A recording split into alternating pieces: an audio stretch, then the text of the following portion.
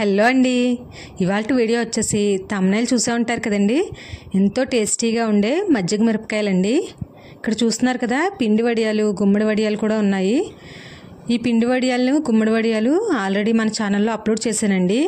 ఈ వీడియోస్ ఎవరైనా చూడని వాళ్ళైతే చూడండి, ఒకసారి తెలుస్తుంది. చాలా టేస్టీగా అయితే ఉన్నాయండి. ఇప్పుడైతే మజ్జిగ మిరపకాయల కోసం చెప్పాలనుకున్నాను. చూస్తున్నారు కదా, మనం బయట కొనుక్కునేటట్టయితే ఒక్కొక్కసారి ఉప్పు ఎక్కువైపోతుంది, లేకపోతే ఘాటుగా ఉంటాయి, మనకి నచ్చవు.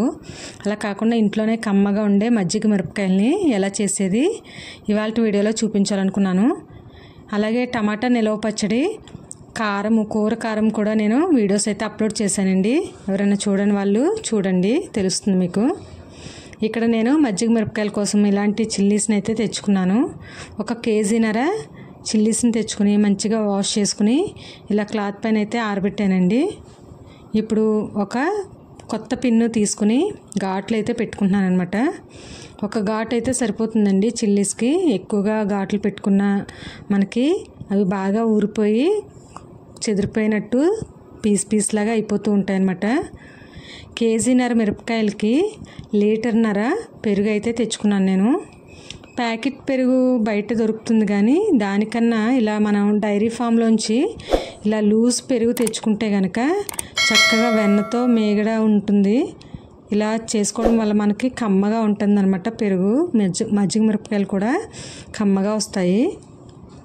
ఇంట్లో కవ్వం అయితే లేదండి, అందుకని ఈ విధంగా బ్రిస్కర్తో చిలుకుతున్నాను అనమాట. పెరుగు మొత్తం ఎక్కడ గడ్డలు లేకుండా, ఉండలు లేకుండా మంచిగా ఈ విధంగా చిలికితే బాగుంటుందని మొత్తం అంతా ఇలా చిలుకుతున్నాను. ఇప్పుడు వాటర్ అనేది మన ఇష్టం అండి, అంటే మిరపకాయలు మునిగేంత వరకు వేసుకుంటే సరిపోతుంది.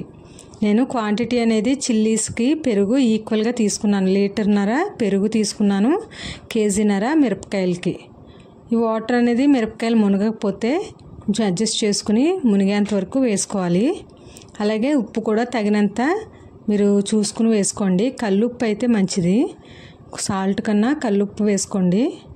నెక్స్ట్ మిరపకాయలు ఇందులో వేసాం కానీ పట్టలేదండి, అందుకని చెప్పేసి తీసేసాం. మరలా ఇది తీసేసి ప్లాస్టిక్ దాంట్లో ఈ విధంగా కొంచెం 1 స్పూన్ వరకు వాము పొడి, అలాగే 2 నిమ్మకాయలని జ్యూస్ తీసుకుని ఈ విధంగా అయితే వేసుకుంటున్నాము.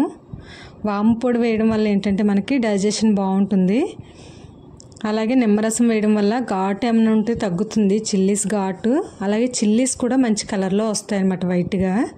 అందుకని నిమ్మరసం కూడా ఒక 2 నిమ్మకాయలని ఇలా జ్యూస్ అయితే తీసుకుని వేసుకున్నాను. ఇప్పుడు ఇందులో చిల్లీస్ని అయితే వేసేసి పక్కనైతే పెట్టేస్తున్నాను. చూడండి, చేతి నిండా వెన్నలాగా కనిపిస్తుంది కదా. మీకు కూడా వీలైతే ఈ విధంగా ప్యాకెట్ లూజ్ దొరుకుతుంది కదండి, డైరీ ఫామ్స్ నుంచి తెచ్చుకుని ఇలా మజ్జిగ మిరపకాయలు చేసుకుంటే చాలా టేస్టీగా అయితే ఉంటాయన్నమాట. ఇలా మజ్జిగ మిరపకాయలు మునిగేంత వరకు వాటర్ని అడ్జస్ట్ చేసుకోండి, సరిపోతుంది. ఎన్ని వరకు మునుగుతుందో అంతవరకు చూసుకుని వాటర్ అడ్జస్ట్ చేసుకోండి. మీకు 3వ రోజు చూపిస్తున్నాను అనమాట. 2వ రోజు అలా వదిలేసాను, 3వ రోజు ఈ విధంగా కలర్ అయితే మారిపోయాయి.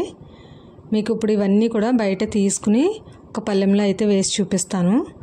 నెక్స్ట్ వీటిని ఒక కవర్ పైన అయితే వేసుకుని ఎండలో ఆరబెట్టుకోవాలండి. కాటన్ క్లాత్ కన్నా మనకి కవర్ అయితే బెస్ట్.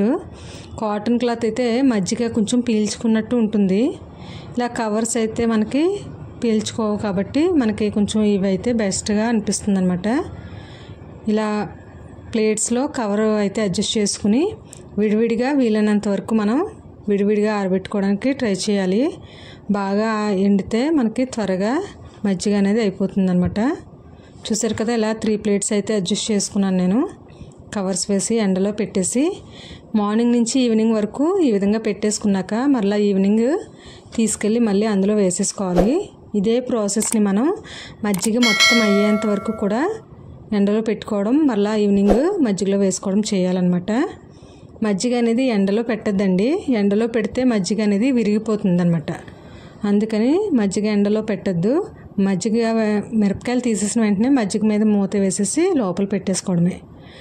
నెక్స్ట్ డే మళ్ళీ మీకు చూపిస్తున్నాను.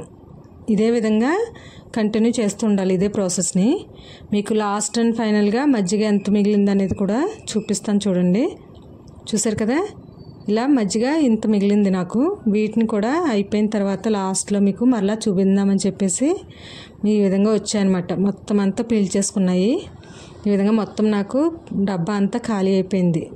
ఇప్పుడు మనం ఈ పెరుగు అయిపోయిన తర్వాత కూడా గుల్లగా వచ్చేంత వరకు ఒక 4-5 డేస్ అయినా సరే మంచిగా ఆరబెట్టుకోవాలి. వీటిని ఈ విధంగా వచ్చేంత వరకు కూడా మంచిగా ఆరబెట్టుకుంటే మనకి చక్కగా నిల్వ ఉంటాయి. చూసారు కదండి, ఇదండి ఇవాళ వీడియో. మీకు కనుక నచ్చినట్లయితే please like, share and subscribe our channel. Thanks for watching this video. కొత్తగా చూసిన వాళ్ళు